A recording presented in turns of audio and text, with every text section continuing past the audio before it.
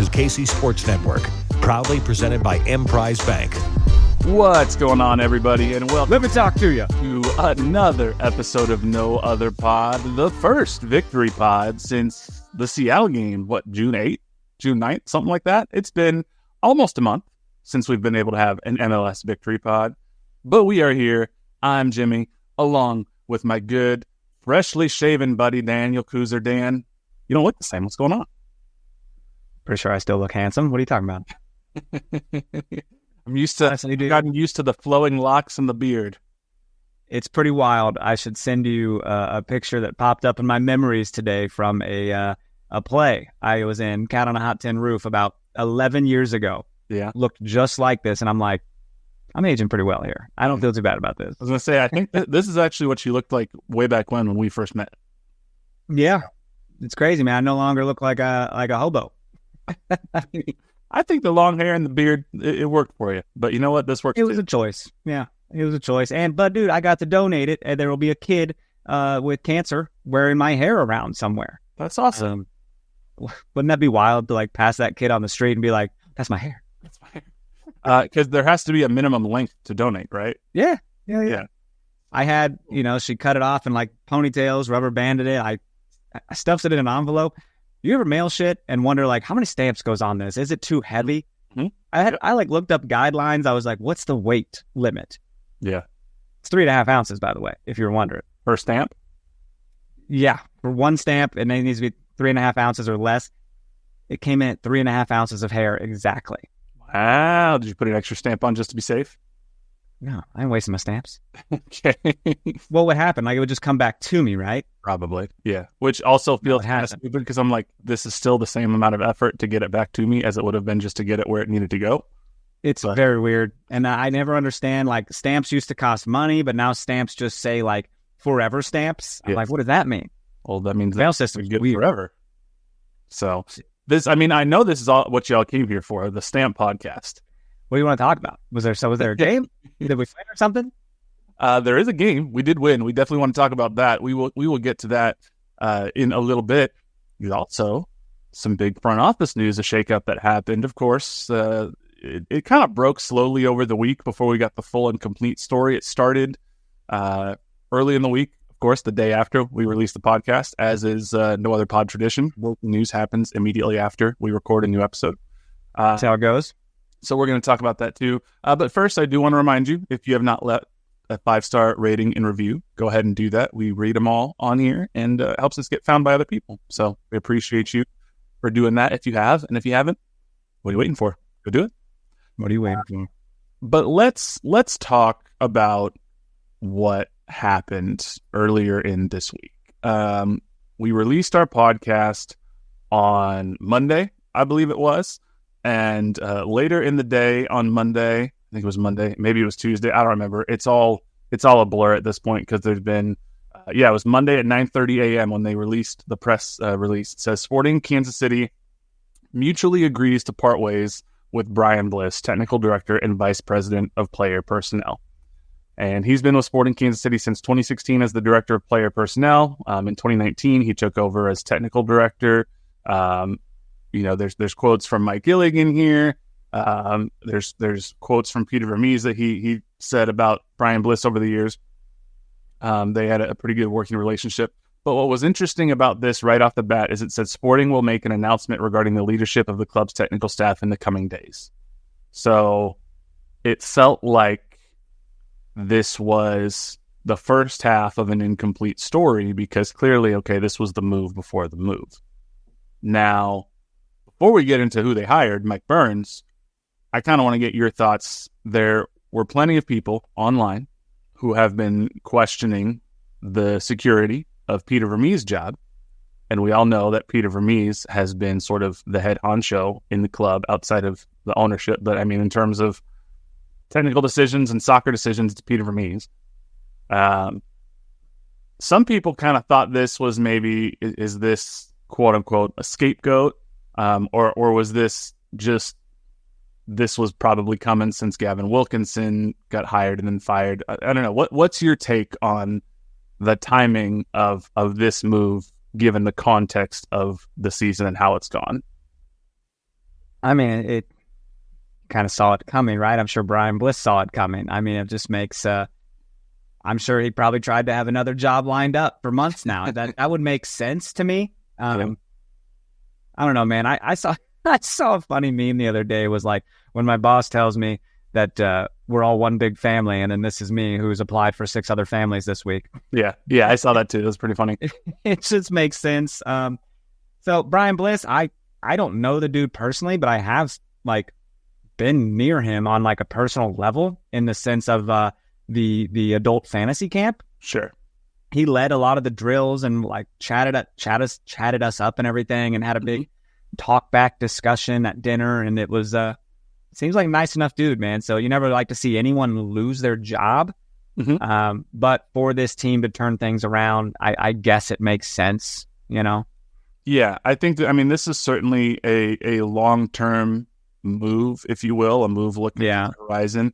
I think you're right. I think when Gavin Wilkinson was hired back in January for the long period of 8 days before he was fired, as sporting director, you kind of knew, okay, well, what does that mean for Brian Bliss? Brian Bliss has sort of been the one in charge of, or reporting up through Peter Vermees, in charge of scouting and helping Peter Vermees with trying to, identify talent and develop the academy and such. And then you looked at the job description that they put for Gavin Wilkinson with sporting director, and you're like, sounds a lot like what Brian Bliss does.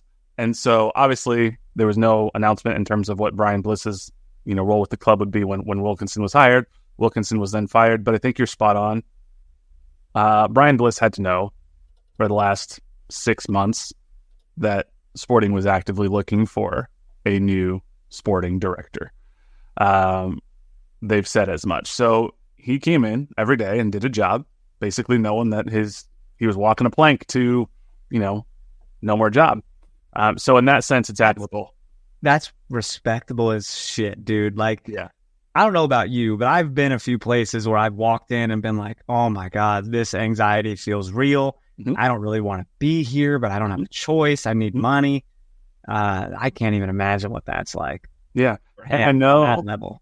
I know, like you said, on a personal level and a professional level too, but, people within the front office enjoyed working with Brian Bliss. So I'm sure this is a somber time for the front office staff. And I wouldn't even be surprised. I mean, I haven't talked to anybody about this, but I wouldn't be surprised if, anytime a new boss comes in, I'm sure it's happened to you, it's happened to me, a new boss comes in and everybody's kind of like, okay, what does this mean for me?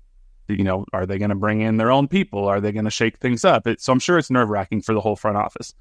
Having said that, I think if you look at how Sporting has identified and acquired players over the last, 5, 6, 7 years, really since Polito, there hasn't been a high-level signing. Tommy and Agata have worked up pretty well, but the academy hasn't it's stalled out for a while until Jake Davis. I mean, between Buzio and Davis, there was a handful of years there where there was really no academy signings coming through that did a ton. So it's probably a needed move. I do not think this absolves Peter Vermees of some of the pressure he's feeling. And I do not think this was a Peter Vermees trying to scapegoat another person to save his job move. I think these are just two parallel things that were happening at the same time. So we'll see what happens there. Now, about 5 days later, on Friday morning, I will say this though. Let me add this little anecdote. We get the press release emails to pod email account and our emails and such. And I opened up my Gmail app, and the way that the email subject line, sometimes if they're too long, it'll like say part of it and like ... My email subject line, I open it up and it said Sporting Kansas City mutually agrees to part ways ... And I was like, holy shit, it's happened. I thought I was about to open that up, and something had happened where after that game last week, they were like, you know what? Forget the article we wrote a month ago. We got to make a move. And so I hate the mutually agreed situation. It's like, I guarantee you, Brian was like, I didn't agree to shit, but Yeah, I mean, I mean, I guess you could maybe say you mutually agree if it's like, if you really don't want me to be here, and it's a more respectful way than saying like Sporting Kansas City fired them.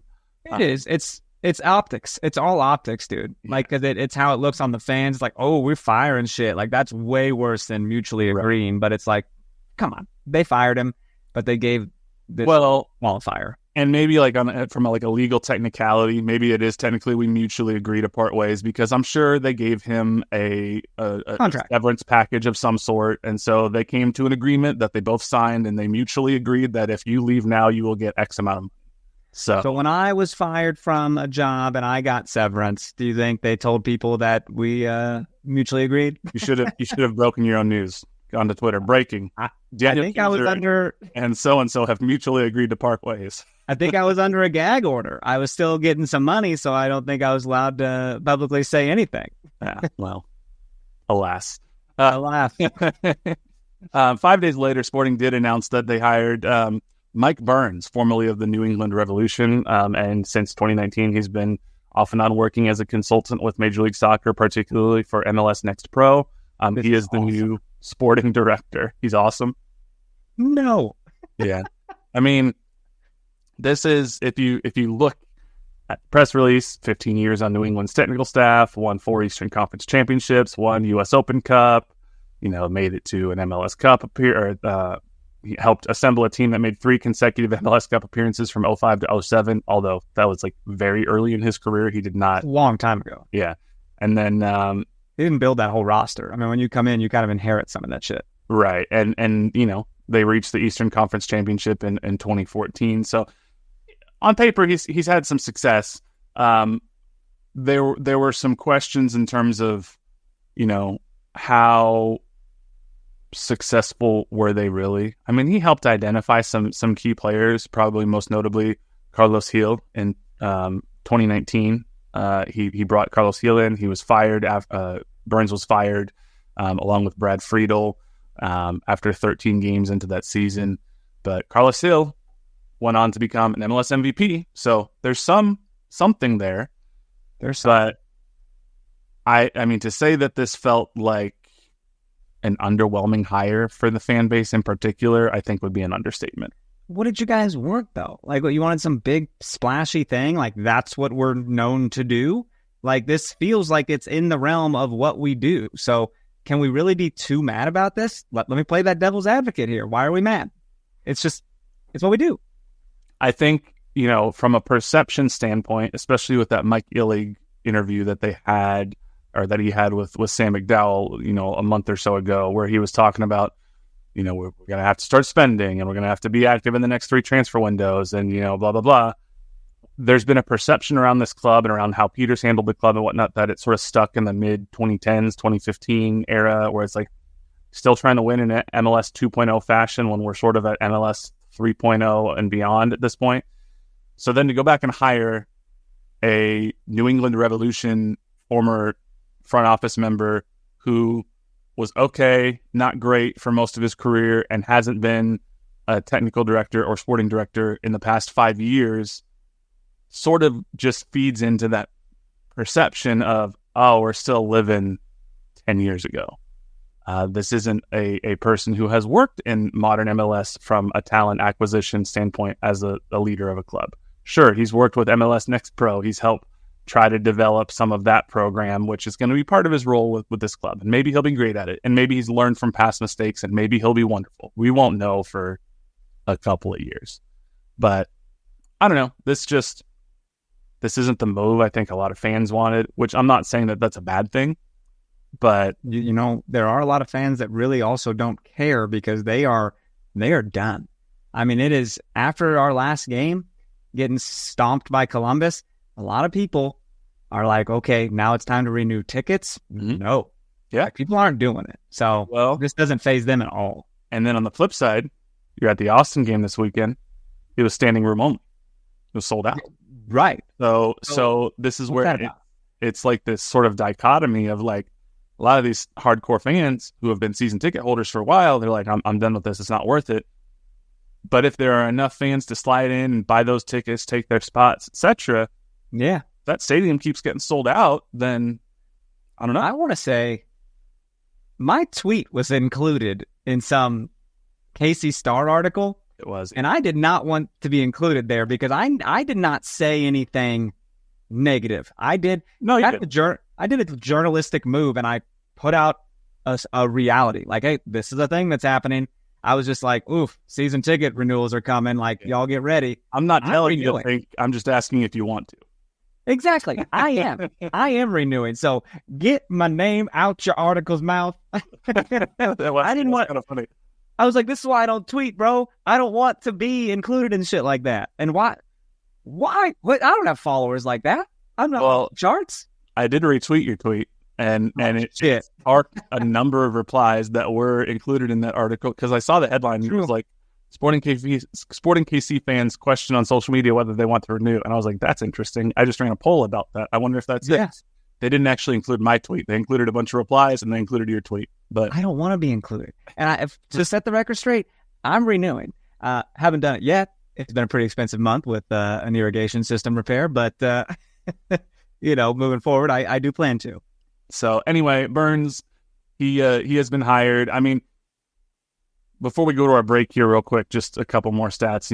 In Burns' time with New England, 104 wins, 122 losses, 80 draws. The team finished 7th or lower in 6 of his 9 seasons. So, meh. He's going to have some maybe potentially tighter purse strings to work with. As Drew Vanderplug pointed out on Twitter, Sporting KC have spent roughly $20 million in player transfers combined in their entire existence. Orlando City has done more than that in just the last 3 years alone. So no matter who your front office staff is, no matter who your technical director is, sporting director, coach, ownership's got to open up the bank a little bit and spend in a way that they have not done so in the history. And then lastly, just to send this off before we head to break, here's Andrew Weeby's take of MLSsoccer.com. He's from the area. He's perceived by a lot as having a bias toward Sporting Kansas City. But here's what he had to say. He goes, quote, "I hate to say it, but it feels like the wheels are falling off for Sporting. Things that make you skeptical." He did like the emoji where it's got like the monocle where you're kind of looking. He goes, "Very low transfer investment outside of Polito in the past 5 years. Then they signed Polito to the long-term extension. Then they temporarily hired Gavin Wilkinson. Then he perceives his point of view that they scapegoated Brian Bliss and they hired Mike Burns."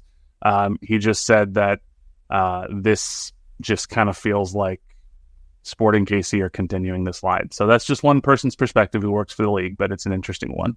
So we'll see. But anyway, let's go ahead and take a break here, and then we'll come back and we'll talk about this Austin game. We'll be right back.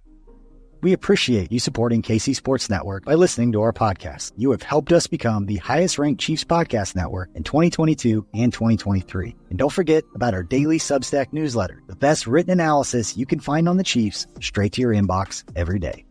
kcsn.substack.com. Man, so I gotta tell you, my face is getting cold, bro. Yeah? It's I keep thinking my hair's in a ponytail as well. I'm just kind of like, God damn, there goes back there. It's what a year, what an era we built, man. Pandemic era. We've been podcasting. You've seen my hair growth over 4 or 5 years or whatever it's been. So what a time. I was going to say, so was it 5 years, I guess, since your last 2020? Yeah, so I guess 4 years, right? Yeah, that's crazy. Yeah, it is. What a time. I mean, it's nice though, dude. But now, when your hair's shorter, it feels like you have to put more effort into it and be like, is it right? Look at this piece out of effort. What is going on? It's out of all askew. Yeah, I guess so. Although anybody who has long hair has always told me that they're jealous of how quickly I can just dry my hair and move on without having to worry about blow drying it or whatever, or towel or what. I just get a towel, rub it real quick, and then I'm done. Listen, washing hair, if it was a heavy day, lifting for shoulders and stuff, and I'm in the shower with my arms up, just really, and then I'm like, now my arms hurt. Yep. So what a time. Well, let's talk about this game that just happened. I finished it this morning, by the way. I was able to finish it. You were was it a rehearsal? Thanks for asking. Yeah. Tech rehearsal for Tootsie in Topeka. Yeah. So you couldn't be there. It was the fireworks night. It was a full house, like I said, standing room only. Roger Espinoza was honored before the game with a retirement ceremony. Chip got a picture with them. Oh, he did? Yeah, dude. Chip sent me a picture. He was out at the Cauldron tailgate, I think. That's awesome. It was cool to see Roger there. Roger had a bunch of former Sporting players who was there. Matt Beasler, Graham Zusi. I mean, there were Wolf, Josh Wolf. There were a bunch of people who were there to honor Roger, and it was pretty cool to see. He's going to be a day one Sporting legend the moment he's eligible. There was a 2-pole sign that someone had made in the Cauldron with Roger's face on it. It was interesting because he came and talked to us at halftime after the little ceremony. He said, "Did he remember you?" He didn't talk to me directly. Now, Tim Melia, he remembered me after. He was in a great mood after the game. I went to talk to him, and before I could even start asking him questions, he's like, "Jimmy, you're at the Current game, right?" And I was like, "I was." And he was like, "How was it? I want to get my daughter out there." He starts asking me questions about the Current. Then I was mentioning, "Hey, you should come on Saturday. It's a good game. It's the media game. You can watch us play." And then he was like, "Oh, what position do you play?" And I was like, "Well, position is a questionable term when it comes to a media game, but it was Tim's just the nicest dude." You're like, I run around trying to get some steps in. If the ball comes to me, that's fun. I told him, I said, we typically run the traditional 2-2-14 formation. Yeah, and he laughed. He laughed at my joke. It's no big deal. Yeah. He loves us. But Roger, it was funny. He told us at halftime, he goes, "That was the most nervous I've ever been. I don't know why, because I had zero pressure to go on the field and perform at all." So weird. Yeah, he just apparently was real nervous ahead of it. So I kind of wish he would have, like, I don't know, went studs up on the person giving him the award or something. You know, for time's sake, baby. I did ask him, and I was like, think anybody's ever going to catch your red card record? And he kind of laughed, and he was like, "I hope someone does. But a record I don't want to have is the nicest guy, because the nicest guy doesn't get very far in professional sports. Somebody will catch it, maybe Jake Davis." And so I was like, it's kind of funny. The nicest guy does not get far in much. I mean, there's a whole song about it. Nice guys finish last. Yeah. I mean, it's not really a record you want to hold as far as red cards, but it's something, right? It's like, well, this guy was a badass. Yeah. I remember he punched Brad Davis in the face. In the face! I don't remember if it was an Open Cup game or what, but it was down in Houston.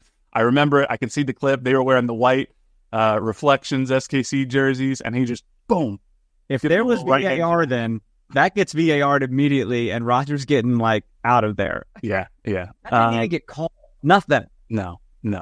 I think he got a retroactive suspension, if I remember correctly. But probably so. But so, I mean, MLS can't step in and do nothing. Right, that's true. It would have to be U.S. Soccer. But, I mean, the other thing that was cool, too, is just, I asked Roger, like, go back to the beginning of your career. Think about what you thought one day your career might be. Now, fast forward to this moment. You've won trophies here in MLS. You've won trophies in Europe, one of the most prestigious trophies in England. You're going to be a sporting legend. If someone would have told you this is what your career would have been, would you have believed them? And he was like, absolutely not. I had dreams. I'm glad they came true, but I never would have believed them. And then this is what was cool. I'm glad I get to retire here. The club who gave me my first opportunity to become who I am.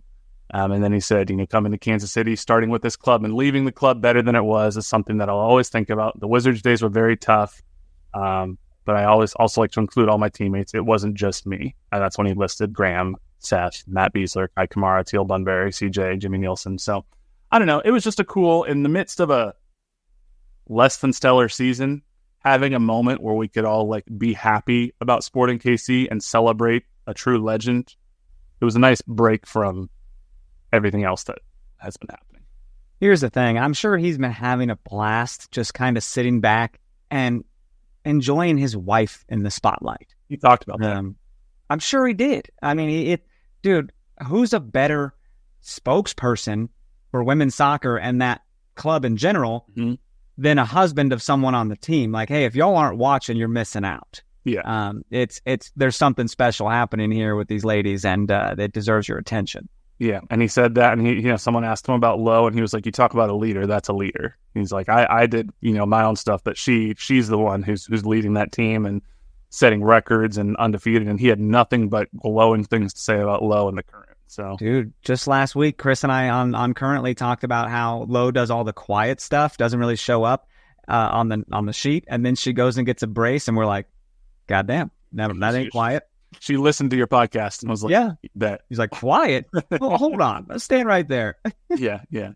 So that was fun. That was before the game that the Rogers thing happened, and then lineup was a little bit closer to normal. Polito was back in the lineup. Jake Davis is still in the midfield right now. Kind of like Jake in the midfield, doing pretty good. Yes, I mean, we forget the guy, the stellar midfielder, and was doing well at that position before he got a role on as a defender. But I also like Caden Pierre, man. Was a little shocked by his new do.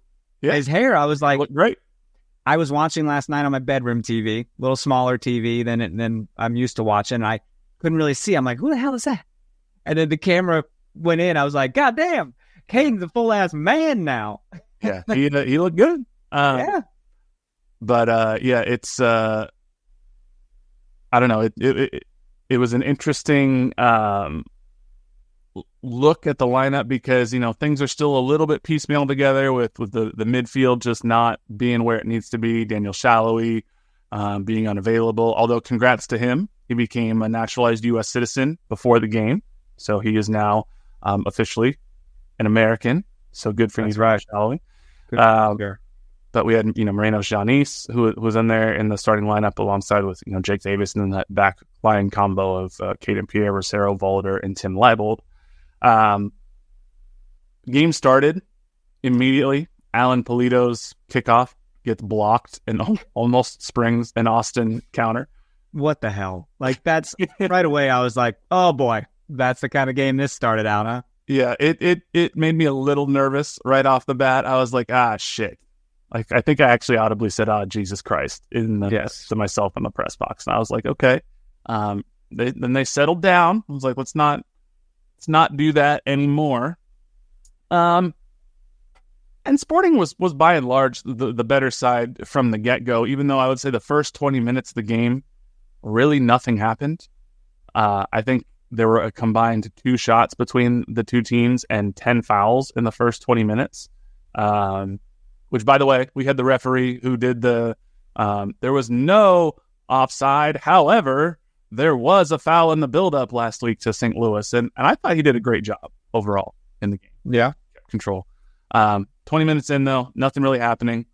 And then 26th minute, Sporting start picking up the pace a little bit. Alan Polito plays Caden Pierre through, who sends an across, finds Tim Leibold, Leibold's got a little bit of a cannon on him. Sure. We've not really seen it in terms of, goal scoring, but we've seen it a couple times, and he fires a left-footed shot that bounces right off Gallagher, deflects past Brad Stuver into goal. It's Tim Leibold's first goal for Sporting Kansas City, and suddenly SKC are up 1-0 in the 26th minute. Well, what an excellent ball from Caden Pierre to find that pass, that outlet. I don't, deflections. When that goal happened, I was like, fuck it, dude, that shit happens to us all the time. Right. Like, I'm not even upset about it. We've had some fluke shit happen to us. 100%. And how many times have we been on this podcast and we've said it feels like Sporting KC are so hesitant at times to shoot because they're waiting for the absolute perfect shooting lane. And sometimes you just gotta, cock it back and let it go and just see what happens. And this is why. I've scored some accidental bangers in my rec career. You just act like you meant to do it. It's amazing. And to have, Austin's been traditionally a little bit of a tough game for us. We've gone up against them. They've come back and ended up getting draws at Children's Mercy Park in ways that they shouldn't have. And we all know this team is not great coming from behind this year. So to get the first goal, 26 minutes in, relatively early in the game, knowing that this game probably wasn't going to end 1-0, but to just have positive momentum right off the bat was just huge. And really from that moment on, Sporting Kansas City was the better team for the remainder of the game. Oh, sure. And this whole game, you had Eric Tommy doing Eric Tommy things. Johnny Russell looked like he was just a hungry Scotty dog out there. It was phenomenal. Everyone was just firing on all cylinders. Not really Polito. The man's just not around. I don't know what to even say about it. Like, what's the benefit? Yeah, Peter did actually have some praise for Polito. Just his spacing on the field, his runs and such. Again, in terms of, XG plus XA, so expected goals plus expected assists, not a lot there, 0.07, according to FOTMob at least. But, he had 17 of 19 accurate passes. So, it's one of those games where Peter was happy with what Polito was doing. They just weren't showing up on the stat sheet, which is all well and good. I would still argue if you're paying $4 million for a designated player striker, you want them to do more than the things that don't show up on the stat sheet. But hey, it is what it is. Although it was when Steven Afrifa came in about the 65th minute or so, 60th minute, 65th minute, that he started balling out and really sort of took control of this game. And it was in the very nice 69th minute where Johnny Russell was sprung on a counter, just makes the guy almost fall down. First off, has this long run, and then this cross off the outside of his left foot, perfectly placed to Steven Afrifa, who then taps it in to double Sporting Kansas City's lead and ultimately give us the final 2-0 scoreline. Was just an absolutely unbelievable ball by Johnny Russell. Look, Johnny mentioned that he kind of had the instinct to cut in and go take a shot himself. But, I mean, he saw Afrifa making that run, and it's a very selfless thing to do, to reward the person who just had this lung-busting sprint and be like, okay, finish that ball, young blood. Yep. And he did, dude. He puts it right in, and Steven Afrifa, that's my guy, dude, who's been making an impact every time he comes on. Is it scoring 3 goals in 4 games, 4 appearances? Yep. I mean, I know you're going to have a different thing, but that's my Holiday Distillery toast of the match.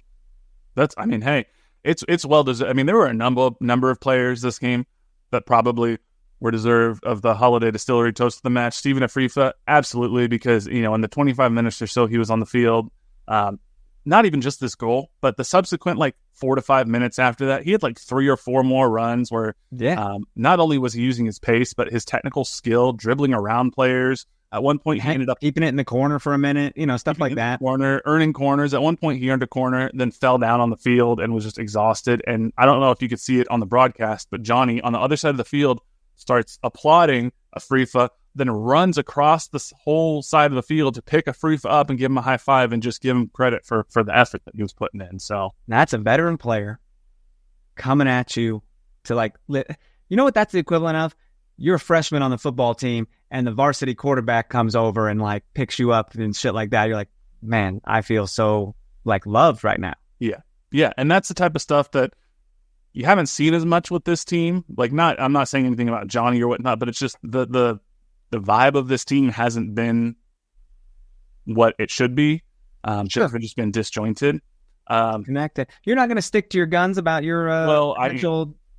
I am. I was getting there, but I wanted to give Steven Afrifa his kudos. So the game ends 2-0. Willie Agata comes on. He has great opportunities. Can't quite find it, but everybody looked good this game. This game was the best game that Sporting KC's played all year. Most complete game.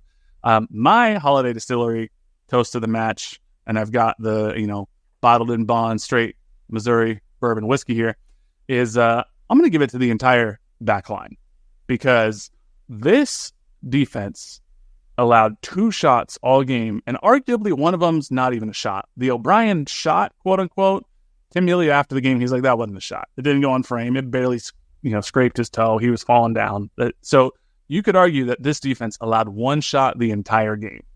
And I don't know why I'm mad right now. I'm mad at you. Tim was like, I love it. I don't want to do anything in the game if I don't have to. To be back there and just be able to enjoy a defensive performance like that is everything you want. So I just, I know Austin isn't the most high-flying offense, but the way this defense had given up 4 goals in 3 consecutive games and then to come out here and arguably allow only 1 shot the entire game, 0 shots on goal, I feel like they deserve to be rewarded with the holiday distillery toast. I know there's no rules here. I know we can give more than one toast. We can give 3 toasts if we want. We make the rules. But here I am in my mind thinking there's only one toast that can happen. So I'm just like, you're wrong, Jimmy. This Austin team has scored 5 away goals all season, and we're more than halfway through the season. So defense didn't have much to do because they weren't really creating much. We really had control of this game. But I get it. I'm fine with it. I'm being a little bitch. I just, you know what, to be able to hold a team to a clean sheet like that, just honestly, 2 shots total. Sure. Fought Mob now, they've adjusted this a little bit. As of yesterday, it said 0.59 XG. They've now adjusted it down to 0.47 XG, which still is a lot for 2 shots, but they've awarded 0.45 of the 0.47 XG to that O'Brien shot that arguably might not even be a shot, in which case Sporting Kansas City, you could argue, allowed 1 shot for 0.02 XG the entire game. This isn't solving our problems. I got to tell you that, though. Like, we're not on the right foot. We're not going in the right direction here. This was a game against a struggling Austin team who has, really struggled in their last 5 games or so. So we got them at a good time. Yeah. Now we got to go face Colorado, who's like 4th. Sure. Things aren't easier. I did ask Johnny Russell after the game because, Peter talked about in his press conference, the effort was there, but, in this game, he goes, there's always effort. That's the easy one. But in this game, there was a high level of concentration and we stayed very disciplined. So I asked Johnny as the captain, I said, what led to that tonight? Was there any difference or was there something in training or did you just put it all together? And we have a quote here that I want to play from Johnny that gives his answer. So let's go to that right now. The guys are doing things that they're going out with their job to try and do something, to try and spark something for the team. People are trying things that aren't necessarily in their game to try and spark something for the team. So it's been very much like that. I think tonight was the effort was there, but we were just so disciplined throughout. We knew exactly what our job was and what was expected of us in our position, and then even when guys were out of position, we covered them. Just there's something we spoke about that we have to get back to the togetherness that this club's about. The guys get on far too well to not show on the field in a way that we've been playing, and that was something that we spoke about getting back to. And I think you can see it tonight that that effort is there, but it's the effort for the collective, and we all done it together. When one person pressed, we all pressed. It wasn't as if one guy went and the next guy was late. When we went, we all went together, and I think that was the biggest transformation tonight. So outside of the music playing there in the background, because it was a vibe in the locker room. Is that the bops they play back there? I mean, well, normally it's a little bit more Latin hip hop. So I don't mind that either. I don't know who took control of the aux cord last night, but it was not who's the normal post game DJ. Is it still aux cording or with Bluetooth now? Where are we at? I don't know. But what I thought was interesting, specifically in that Johnny Russell quote, because we asked him about the effort, and he was saying, especially with the positional discipline, I thought it was interesting when he was like, tonight, guys weren't trying to do things that were outside of their game. And when he was like, and I don't mean that in a bad way and that like they're being selfish or whatnot, but he was saying that previously when players were trying to spark something, they'd get out of their game, they'd get out of their position, and it would sort of snowball. And basically it sounds like they just simplified things tonight. They stayed in their lane, they stayed focused, and things all came together. And it's awesome to see when that happens. You're like, okay, this team is still potentially a quality side. Not trying to get too far ahead after one game, but potentially a quality side like we thought they were early on in the season. On the other hand, it's almost been a little bit more frustrating. It's like, okay, well, if you could just have the mentality and have done this all year, then maybe we wouldn't be in this position where we need to basically get 2 points per game for the rest of the year to make the playoffs. But yeah, hopefully they figured something out. We'll see. I did also ask Johnny, I said, okay, you know what? This is one game. The math doesn't look great for the rest of the year. So, do you, as a team, still have that confidence. And what does that look like knowing that there's a high task ahead of you? So we have one more quote from Johnny that we're going to play. You know, I've been here for long enough. I know what it means to play for this club. And, you know, 100% is the least that's expected here. While it's mathematically possible, we will give everything we have. And even if it gets out of our reach at some point, we're still going to give everything for this club. Like I said, we know what we have to do going down this last stretch of games. We know how many games we're probably going to have to win and points we're going to have to pick up. And we've done it. We've started with the first one. That's the first one ticked off. We enjoy it. And we move on to the next one, and we have to make sure that we perform the exact same way. I just like, as the captain, hearing things like, you know, I know what it means to play for this club. 100% is the least that's expected. We're going to give it all while it's mathematically possible. And even when it's not, we're still going to do it. Like, it just, knowing that at times Johnny Russell has been frustrated to the point where he said, I don't even know what to say anymore, to hear that, you know, confidence and conviction back in his voice. It was good to hear from the captain. I enjoyed it. So yeah, absolutely, man. I love hearing his voice in general. I would listen to an audiobook of that man. I could see him reading The Hobbit to me. I'll just throw that out there. Oh, there you go. Okay. Maybe I really enjoy that. That's his next career move. Having a good time. Why can't rings just make us invisible? I mean, honestly, if you think about it, that's what wedding rings do. You're invisible to other women. Ooh. Look at that. Commentary. Look at that. Daniel Kooser. Yeah.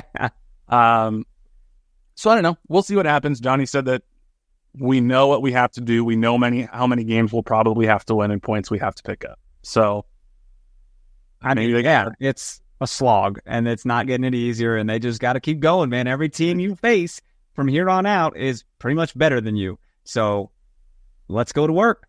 We'll see.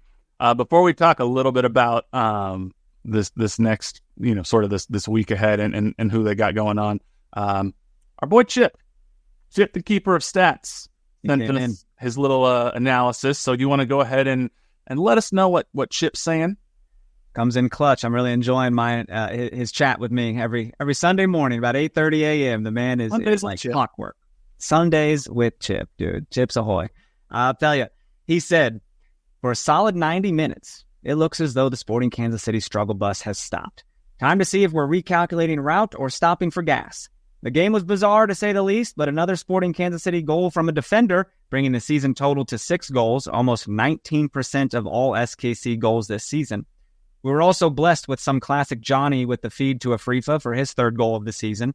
So while Willie Agata still holds the most goals this season with 5, Afrifa has taken the number 1 spot in goals per 90, with his 3 goals in 298 minutes played, which is 0.91 goals per 90 minutes played. The big factor in this game was stopping the Austin attack. Last game, SKC had been held to 3 shots with none of them on frame. This game, Austin was held to 2 shots with none of them on frame. Time to see if Austin passes that curse on to NYCFC on their July 6th game. If so, time to start putting down some bets on games. This win puts SKC at 1.2 points per game in their last 5 matches, which is the highest that number has been since April 13th of this year, when we had 1.4 points per game in 5, which was wins against San Jose and Toronto and a draw against Portland. SKC does have its work cut out for it in the next game, which is away at Colorado. Colorado is 5-2-2 at home this season, compared to SKC's 1-2-7 away. This is also a Colorado team that's won 3 of its last 4 games, and especially since they took bottom of the West last season with an anemic 27 points, they seem to have righted the ship enough to hold 4th in the West. Like I said, it's going to be a slog, right? Sporting is still managing at 6th in the West and 9th overall for goals scored, despite being 13th in the table. As the teams compare with goal scoring, Colorado is at 38 goals for, compared to SKC's 33, which isn't super far off.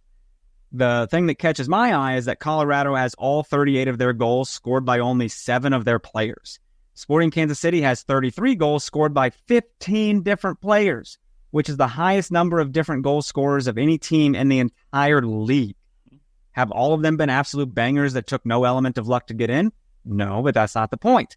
Teams in the league have an average of almost 10.5 goal scorers, so we're definitely hitting them with more utilities than they're ready for. Just lashing out at them like an octopus playing the drums. For me, cleaning up the defense is a massive priority for this team. Goals are only good if we're able to keep them from ending up in our net. While we're 6th in the West for goals scored, we're 2nd to last on goals allowed, only in front of San Jose, which is why that's where we are in the standings. And why they were my holiday distillery toast of the match. There you go. Navarro, Mihalovic, and Bassett combined for 26 of their 38 goals, so the attack is coming from both the strikers and their midfield. One of the perks we have coming up on this game is that Kevin Cabral, which is the left wing for Colorado, got hit up with the double yellows against LAFC, so he's out. Last thing to say is that tickets for Tootsie are on sale at the Topeka Civic Theater, so go check out Dan Kooser being an absolute legend. Isn't he a mensch? Isn't he just a nice freaking lad? What a sweetheart. But no, I mean, he's absolutely right. I mean, it's wild that actually both Kansas City soccer teams this year have just goals coming from just every single player on the field. And one team's up here and one team's down here. Yeah. But it is also really interesting that, 26 of their 38 goals have come from 3 specific players. I hope that was as fun for people to listen to as it was for me to read. Like, I really enjoyed that. Chip does a really good job digging into some of this stuff in a way that really helps us out, especially on a short turnaround sometimes with these podcasts. So I can't thank. He loves doing it. I'm telling you, he's a geek about it. It's awesome. But I mean, this is going to be a very tough Colorado game. Like he said, they're a good team at home, and that altitude at times can pose problems for teams that come in. So it's a 4th of July game. It's a short week because there's some of these midweek games now. Colorado is coming off of a not great performance, 3-0 loss to LAFC. So of course that was on the road, but as Chip mentioned, Colorado, it's a good team. They're 4th in the West right now. They have a pretty good attack, but they allow goals in too. They've 34 goals for, but 35 goals against. So if Sporting's defense can replicate any sort of semblance of the performance they just had against Austin, and the attack can look like it did against Austin, because it was, Leibold's goal was coming from distance. They had runs in the box in ways that we haven't seen recently. They can do that again. There's a chance to go out there and get a result. So we had many moments in that Austin game. We were firing shots through traffic. Like, why not? Boom, boom, boom. And like Peter said, if you're a coffee drinker, I bet the player's coffee is going to taste a little better tomorrow morning. That was fun. And I'm thinking, like, you take that too, and you now use that to accelerate your week of training and think, man, like, hey, let's go into Colorado and just see what we can do. Play with that same intensity we showed. And then just a few days later, it's a quick turnaround. Then they're back at Children's Mercy Park to host FC Dallas. And FC Dallas is another team where they've been on the struggle bus.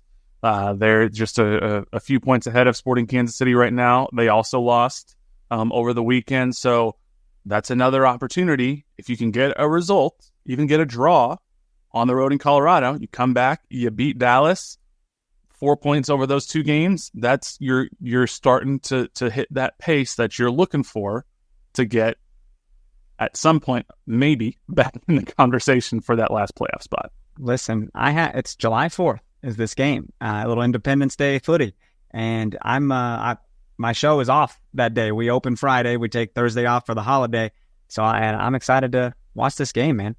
Yeah, so couple of big games coming up here. I think success for me, like I said, if you get 4 points over these 2 games, the way that would make the most sense is to draw on the road and to win at home. But if they get 4 points, great. If they get 6 points, you got to start overperforming at some point. That'd be even better. I'm not going to hold my breath for 6 points, but we'll see. Hell yeah, because we got a double Dallas special coming at us. We do. Yeah, because then next double dose of Dallas. Dallas will be back for the Open Cup game in the midweek. So there's a little schedule congestion here, but we'll see. We'll talk about that Open Cup game a little bit more next week. One thing I did want to mention before we just finish out here with SKC is our old friend, if you want to call him that, Diego Rubio, was back in Children's Mercy Park with Austin FC. And I gathered that you did not enjoy watching young Mr. Rubio. This man, I mean, how many times did he bang his head into someone else's head last night? Wasn't it a few times? Oh, yeah. He hit Eric Tommy in the head. He easily could have been shown a second yellow 2 or 3 times. Nemanja Radia hit him in the head. Radia was down for a while. Or Nemanja. One of those reporters said Nemanja. I was like, oh, boy. Oh, geez. But Diego Rubio, I mean, I think we knew when he was here with Sporting that he was kind of an annoying player to play against, and he had a tendency to flop on the field.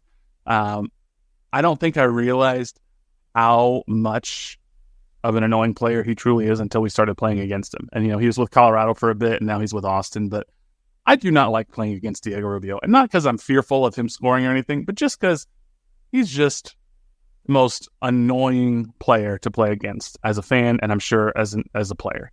Just stop headbutting people. He's pretty annoying. Yeah. He likes to also fall down when he gets a little contact and kind of make a meal out of things. And it makes me feel like, oh, boy, glad we don't have him anymore. It's just you're embarrassing yourself.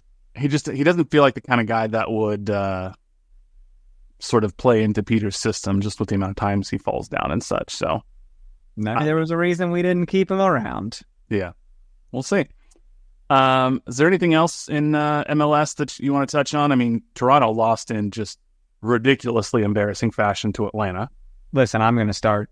You know what that was, dude? My dog waits until my other dog is like walks away from a toy he's playing with to like get a drink of water, and that dog takes his toy. He comes in and just takes it, and that's precisely what this was, man.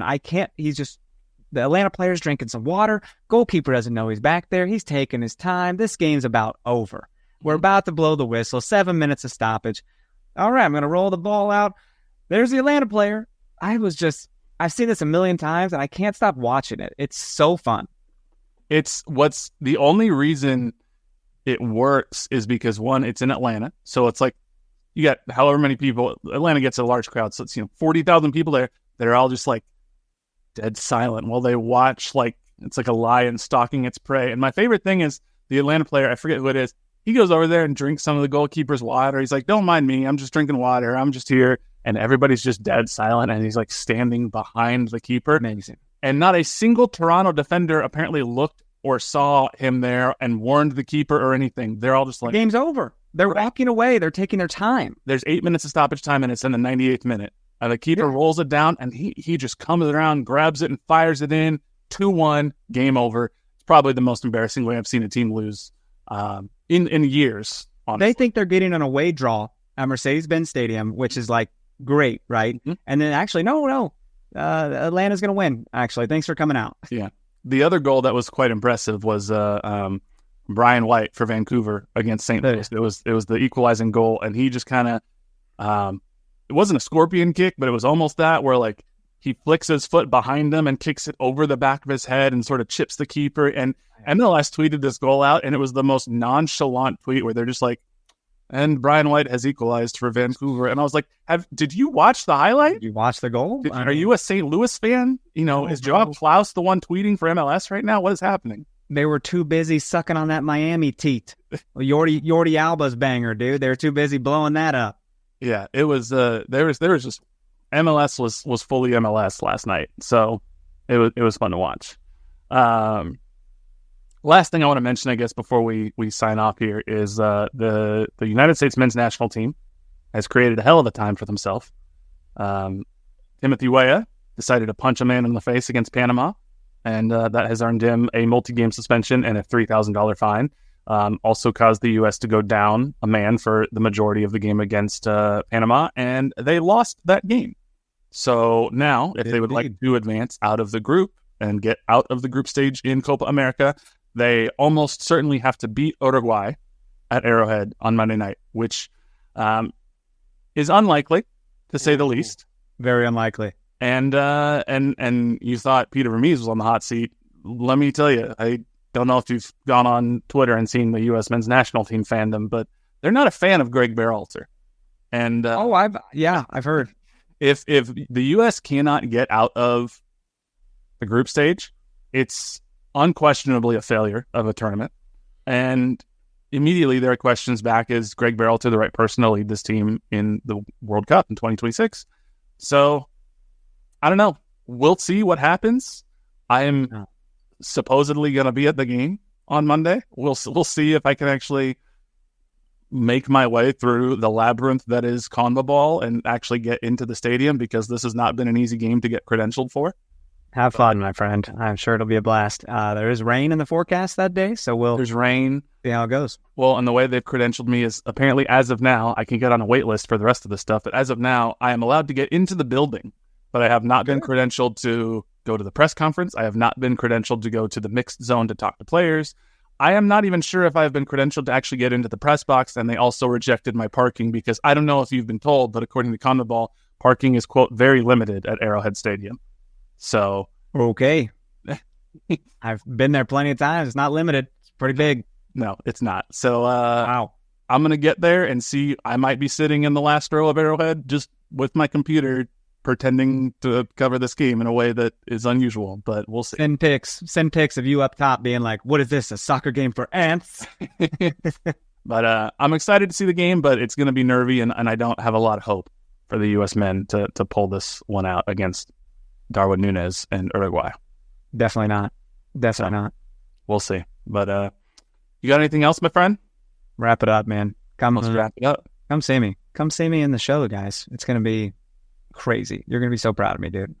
Good. I know you'll be there. You're going to love I'll be it. there. We'll talk after, and we'll get something scheduled so I can come down there. But yeah, thank you all so much for listening. We're glad we were back with the Victory Pod finally after quite a long time. Hopefully we'll be back with another one next week. But yeah, make sure you follow us on Twitter and Instagram at NoOtherPod, at Dan Kooser, at JCMac03. Leave us that 5-star rating and review.